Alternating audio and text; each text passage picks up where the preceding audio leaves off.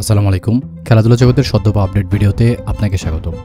বাংলাদেশের বোর্ডে পুঁজি বেশি ছিল না, মাত্র 207 রানের।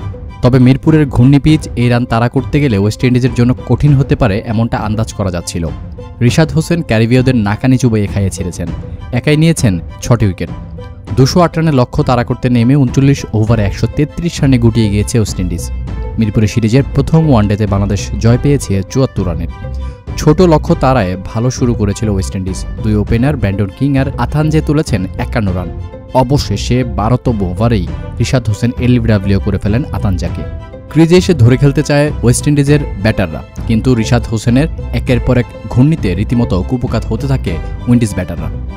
1 উইকেটে 79 থেকে 4 উইকেটে 82 রানে পরিণত হয় ওয়েস্ট ইন্ডিজ, অর্থাৎ 3 রানের মধ্যেই হারিয়েছে 3টি উইকেট। রিশাদ তার পঞ্চম শিকার বানিয়েছে রস্টন চেসকে। যে কোনো ফরম্যাটের ক্যারিয়ারে এটিই তার প্রথম ফাইফার। আর ওয়েস্ট ইন্ডিজের 6ষ্ঠ উইকেটে নিয়েছিলেন মিরাজ। যে কথা না বললেই নয়, 100 রান তুলতেই 6 উইকেট হারিয়ে বসে ক্যারিবীয়রা। ওয়েস্ট ইন্ডিজ তাই তো খুব বেশি দূর এগোতে পারেনি। 39 ওভারে 133 রানে থেমেছে তাদের ইনিংস। রিশাদ হোসেন 35 রান দিয়ে শিকার করেছেন 6টি উইকেট। মোস্তাফিজুর রহমান 2টি, মেহেদি মিরাজ ও তানভীর ইসলাম নিয়েছেন 1টি করে উইকেট। এর আগে প্রায় 50 ওভার খেলেও বলার মতো পুঁজি করতে পারেনি বাংলাদেশ। একটা সময় তো 200-র নিচেই গুটিয়ে যাওয়ার সংখ্যা ছিল। শেষ দিকে রিশাদ হোসেন আর তানভীর ইসলামের ব্যাটে কোনো মতে সেই সংখ্যাটা কেটেছে।